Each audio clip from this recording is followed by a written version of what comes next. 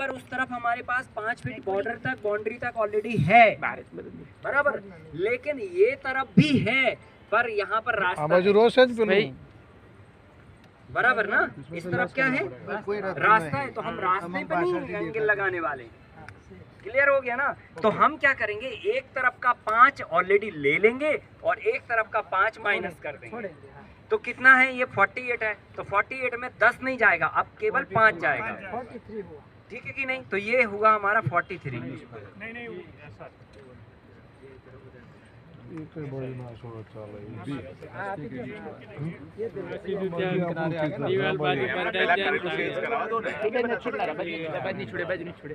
बाजू छोड़ने की जरूरत नहीं।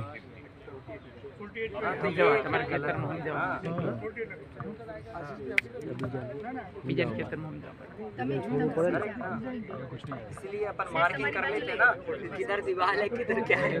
तो ये देखिए, अभी वो वाला डिस्टेंस हमारे पास 50 है, तो 5 उधर छोड़ने की जरूरत नहीं है क्योंकि ऑलरेडी छूटी है।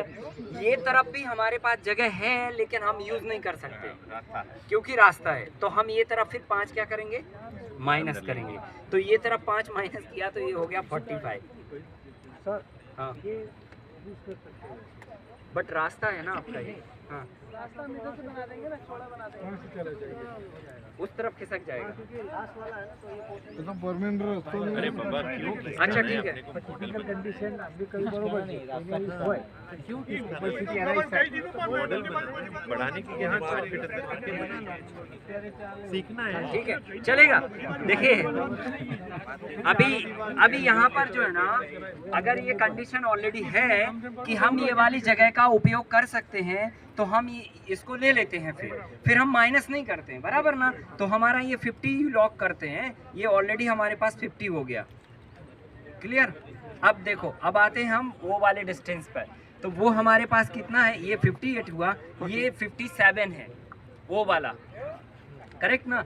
तो 57 में भी कंडीशन हमारे पास यहाँ पर भी ओके है, उस तरफ भी हमारी ज़मीन है, इस तरफ भी हमारी ज़मीन है, तो हमको इधर पे भी छोड़ने की ज़रूरत नहीं है। तो अब आ गया ये 57। अब आ जाते हैं हम ये वाले पे। तो यहाँ पर भी सेम कंडीशन है, उस तरफ भी हमारे पास स्पेस है और इस तरफ भी हमारे पास स्पेस है। तो ये हो गया 48। ये हमारा सेकेंडरी मेजरमेंट हो गया। अब हमें लगाना है इस पे फाइनल मेजरमेंट, और फाइनल मेजरमेंट की 2 कंडीशन। नंबर 1 स्लोप की डायरेक्शन में 6 पर लगेगा, और नंबर 2 सिमेट्री में पहाड़ा पड़ा जाएगा। क्लियर ना। तो अब ये डिस्टेंस पे हम देखते हैं कि हमारा स्लोप किस तरफ है। तो जैसा मुझे दिख पा रहा है कि ये ढाल ऐसा भी है और ऐसा भी है। कहाँ है सेंटर भाई? अभी यहाँ रहो आप, थोड़ी देर यही है।